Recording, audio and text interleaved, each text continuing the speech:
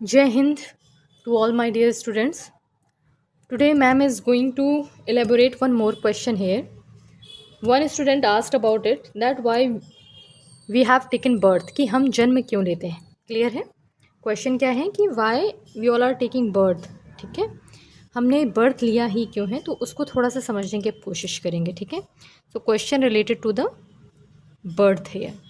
So first thing you must be clear, if you are talking about the birth, then we must be knowing about कि जो birth है वो हमेशा complementary है किसका, death का. क्लियर है, ये चीज़ तो सबसे पहले क्लियर कर लेना है. ये अपोजिट नहीं है डेथ का, कॉम्प्लीमेंट्री है. मीन्स कि ये एक दूसरे के बिना अधूरे हैं. दिन और रात एक दूसरे का विपरीत नहीं है, अपोजिट नहीं है. वो एक दूसरे को कॉम्प्लीमेंट करते हैं, कंप्लीट करते हैं. पूरी सृष्टि का जो चक्र है वो दिन और रात दोनों में से अगर एक का भी अभाव हुआ तो वो पूरा ही नहीं होगा. ठीक है ना. ये उसी तरीके से जन्म और मृत्यु का एस्पेक्ट है कि ये दोनों एक दूसरे की कॉम्प्लीमेंट्री हैं, एक दूसरे को पूर्ण करते हैं. पहली चीज़ तो ये जो आपको समझनी है. ठीक है, कि अगर हमारे पास जन्म है तो मृत्यु भी है, और मृत्यु है तो फिर से वो चक्र जो हमारा चलता है बर्थ के साथ वो हमेशा लगातार रोटेट करता रहता है और एक साइकिल सा बनता है. मतलब अगेन एंड अगेन उसी चीज़ का फिर क्या होता है, रेपिटिशन होता रहता है. ठीक है, ये रेपिटिशन कब होता है, जब तक ये जो बर्थ हो रहा है ये एग्जैक्टली होता किसका है. देखो यहाँ पे इसको थोड़ा सा समझ लेंगे कि बर्थ बॉडी का नहीं हो रहा है.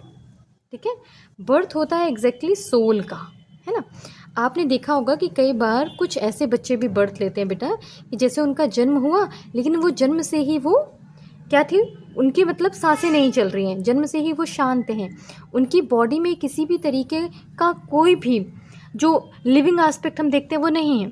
जैसे आपने कहा कि जो बच्चा ही पैदा हुआ वो शांत है या डेड फॉर्म में आया है, तो वहाँ पर अल्टीमेटली बॉडी तो फॉर्म हुई थी. ठीक है, कंसीविंग भी हुई और वहाँ पर 9 मंथ का पूरा एक टाइम ड्यूरेशन भी पूरा हुआ, लेकिन उसके बाद एग्जैक्टली क्या हुआ, वहाँ क्या नहीं थी, सोल नहीं थी. और जैसे आप ये भी देखते हैं, जैसे मान लीजिए कि अभी we all are in living form. ठीक है, हमारे सारे मूवमेंट्स हैं, सारी प्रोसेसेस लिविंग की हो रही हैं. जैसे ही हमारी बॉडी से सोल का निकलना होता है, ठीक है, अब वो हमें इंटेंजिबल फॉर्म में दिखती नहीं है. सोल हमारी लाइफ से जैसे ही गई तो हमें क्या होता है कि बॉडी बिल्कुल कूल डाउन हो गई और इस बॉडी को फिर तुरंत क्या करना है, बर्न आउट करना है. तो सारे पार्ट तो है ना, लीवर, लंग्स, किडनी, सब कुछ है, आंखें भी हैं, नाक भी हैं. तो वो जो नाक है, जो आपके पास नोज़ है, जो अभी तक इनहेल कर रही थी, लंग्स आपके पूरे फंक्शनल थे, वही एयर अभी भी तो वहाँ है ना, हर कोई उसे यूज़ कर रहा है. आप क्यों नहीं यूज़ कर पा रहे, आपके पास वो सारे ऑर्गन भी. तो समवेयर ये जो कॉन्शियसनेस है ये किसकी है, सोल की. तो सबसे पहली चीज़ तो आपको ये समझना है कि हमें हमेशा जो जिस लेवल पे बात करनी है वो है सोल के लेवल पे. आपको हमेशा ये समझना होगा कि आप सोल लेवल से गाइडेड होते हैं. ठीक है, ना कि बॉडी के लेवल से. आप वो कर रहे होते हैं जो सोल का गाइडेंस होता है. अब सोल को गाइडेंस कहाँ से मिलता है, अब ये आ गया आपका पॉइंट आपकी बर्थ जर्नी के लिए, है ना, कि सोल को जो गाइडेंस मिल रहा है वो एग्जैक्टली कहाँ से मिल रहा है. सोल को गाइडेंस मिलता है हमेशा उसके जो पास्ट लाइफ जर्नीज़ है ना, वो जहाँ से भी अपनी जर्नी को कंप्लीट करके आई है, उस पास्ट लाइफ जर्नीज़ में जितने भी लोग, ठीक है, अब ऐसा तो नहीं है ना कि हम जब यहाँ पर बर्थ लेकर के आ रहे हैं तो हम अकेले ही अपनी पूरी लाइफ को सर्वाइव कर रहे हैं. कितने लोग हैं जो हमारे साथ आते हैं, जो हमसे इमोशनली कनेक्ट होते हैं, फाइनेंशियली कनेक्ट होते हैं, प्रोफेशनली कनेक्ट होते हैं, पर्सनली कनेक्ट होते हैं, बहुत सारी चीज़ें. ठीक है, फैमिली के लेवल पर है, सोसाइटी के लेवल पर है, कहीं आप आ जा रहे हैं, मतलब बहुत सारी चीज़ें. तो हर कोई व्यक्ति जो आपसे जुड़ रहा है, कहीं ना कहीं आप जब भी उससे जुड़ते हैं ना तो आप वहाँ पर कुछ ना कुछ कर्मा क्रिएट करते हैं. और कर्मा केवल एक लेवल पर नहीं होता है, इसको भी बहुत अच्छे से समझ लो. जो आपका कर्म क्रिएट होता है ना वो तीनों लेवल पर ही क्रिएट होता है, जिसको आपने हमेशा पढ़ा है, मनसा वाचा कर्मणा. मतलब केवल आपका हाथों से काम करना या कोई एक्शन करना ही कर्म नहीं है. जब आप वाणी का भी प्रयोग करते हैं ना, वाणी का, वो भी आपका एक कर्म क्रिएट कर रहा है. जो आपका मन है, ठीक है, मन से आपके जो विचार भी उत्पन्न हो रहे हैं ना किसी के लिए, वो भी आपका एक प्रकार का कर्म है. तो आप इस तरीके से कितने सारे कर्म बना लेते हैं अपने सराउंडिंग में, बनाते हैं ना. सो अल्टीमेटली अब होता क्या है, ये जितनी सारी चीज़ें आप जो क्रिएट कर रहे हैं ये कहीं ना कहीं आपके कर्मा का एक बॉन्डेजेस क्रिएट होता है, ठीक है। कहीं पर हो सकता है आप किसी को कुछ पॉजिटिव दे रहे हों, कहीं पर हो सकता है आप किसी से पॉजिटिव ले रहे हों, ये भी हो सकता है। आप कहीं किसी को नेगेटिव दे रहे होंगे, कहीं किसी से कुछ नेगेटिव ले रहे होंगे, ठीक है। तो दैट इज़ ऑल अबाउट कि आपका जो एक कर्मा का साइकिल है वो क्रिएट हो रहा होता है।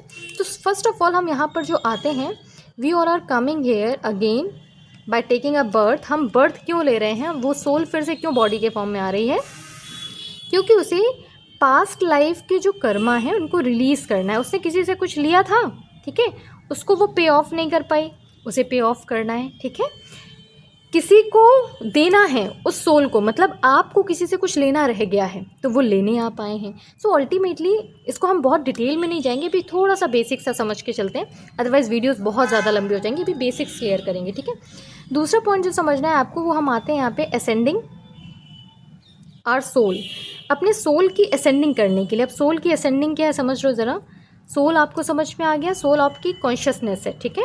इसकी असेंडिंग होने का मतलब क्या है, हम जनरली क्या करते हैं, खाते हैं, पीते हैं, रहते हैं, अर्न किया, जॉब की, ठीक है, शादी की, फिर आपने क्या किया, जो भी आपने वर्क किया, और उसके बाद हमारी डेथ हो गई। मतलब जनरली हम इसी वाले साइकिल में रह कर के चले जाते हैं, ठीक है।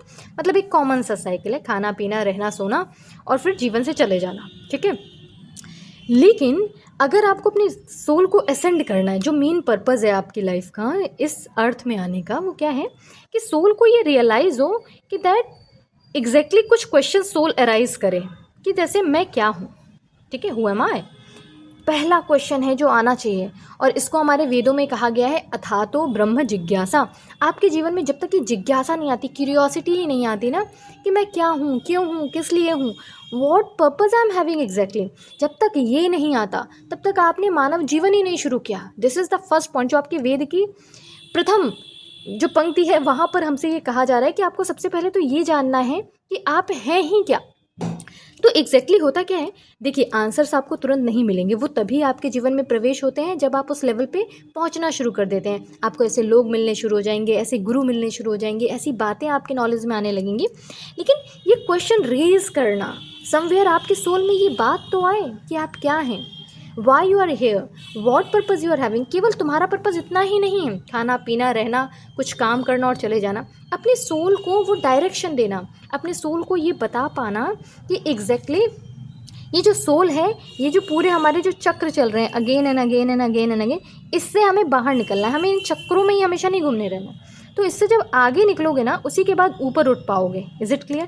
तो ये आगे निकलने का जो पार्ट है, ये भी हम किसी नेक्स्ट वीडियो में देखेंगे। इतना समझो कि इस चक्र को समझना कि अल्टीमेटली हम बार बार इसमें क्यों फंसते हैं, और इसके बाद यहाँ से बाहर निकल करके अपनी लाइफ को असेंडिंग फॉर्म में ले जाना। फिर इसके अलावा हम यहाँ क्यों आते हैं, most important one as divine medium और डिवाइन को क्रिएटर, मोस्ट इम्पॉर्टेंट वन, ठीक है। हम इसको बहुत लॉन्ग वीडियो में नहीं ले जाएंगे, बहुत ही थोड़े थोड़े से फॉर्म में समझने की कोशिश करेंगे, डिटेल्ड फॉर्म हम अलग अलग बाद में देखेंगे, ठीक है। अब डिवाइन मीडियम का मीनिंग क्या है कि देखो, कई बार पता है आप बर्थ इस फॉर्म में नहीं लेते हैं कि आपके कुछ कर्मा स्पेसिफिकली रह गए थे। आप कई बार थ्रू डिवाइन, मतलब आप डिवाइन की गाइडेंस में आते हैं, मतलब यूनिवर्स, या आप जिसे गॉड कहते हैं, या आप उसे सुप्रीम सोल कहते हैं, जिसे आप एनर्जी कहते हैं, परमात्मा कहते हैं, वो आपको भेजते हैं as a medium for what, कि आप यहाँ पर जाएं अर्थ में और यहाँ पर अपनी डिविनिटी को क्या करें, स्प्रेड आउट करें। मतलब जैसे आपने कहा कि डिवाइन लाइट क्या है, जो आपका प्रकाश फैला रही है, सत्य को, धर्म को, न्याय को। Is it clear. तो एज अ डिवाइन मीडियम कई बार आप यहाँ आते हैं, और ये आप हमेशा किसकी गाइडेंस में आएंगे, डिवाइन की गाइडेंस में। और इस कंडीशन में होता क्या है ना कहीं बचपन से ही आपके मन में एक अलग तरीके की कनेक्टिविटी रहती है, मतलब खुद को जानने की, खुद को समझने की, कि वो पहले से ही आपके जीवन में रहता है कि मैं क्यों हूँ, क्या हूँ। और ऐसे जो भी स्टूडेंट्स हैं या जो भी बच्चे हैं, वो क्या करते हैं ना, उनको बचपन से ही इस तरीके की कंडीशंस में रहने के लिए एक तरीके का समझिए एक बॉन्डेजेस होता है कि उन्हें प्रॉब्लम्स बहुत ज़्यादा फेस करनी पड़ती हैं बचपन से, बहुत ज़्यादा। फैमिली के प्रॉब्लम्स होंगे, फाइनेंसिस के प्रॉब्लम होंगे, उनके हेल्थ के इश्यूज़ होंगे।